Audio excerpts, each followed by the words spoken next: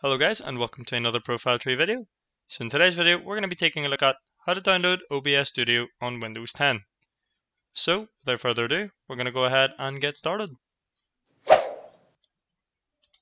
So I'm going to go ahead and search up OBS Studio. Doesn't matter what search console you use, I'm just going to go ahead and use Google here.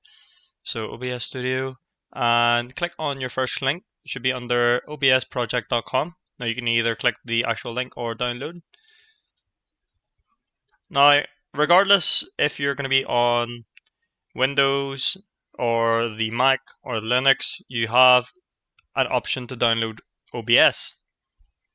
Now, what's great about OBS as well is that it does support Windows 10 and 11. So even if you're on Windows 11, you don't have to downgrade to Windows 10. Or if you're in Windows 10, you don't have to upgrade to Windows 11, vice versa. And of course, the Mac OS option. With what we're using now is our Windows version. So we're going to go ahead and click on that. Now you'll get a link pop up. So that will take just a minute or so to fully download.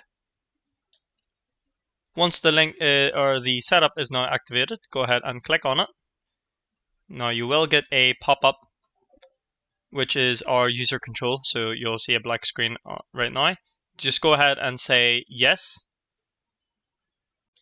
So now that we've downloaded OBS, I'm going to go ahead and demonstrate and show you guys how to use it.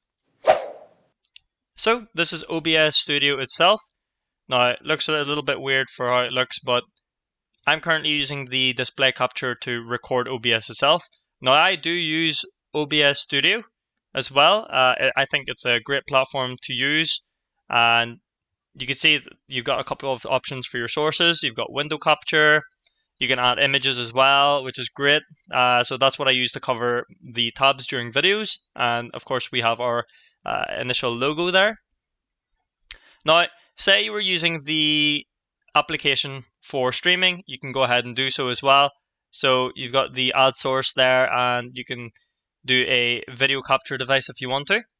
So you'll see here now, I know it's giving a full screen of no camera detected, but if you do have a webcam or a built-in camera on your say laptop or PC, you can go ahead and activate that. Just click OK, and you can adjust it to size.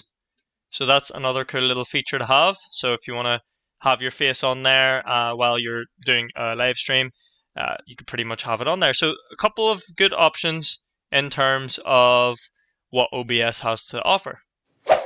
But there you guys have it. That is the Open Broadcaster software.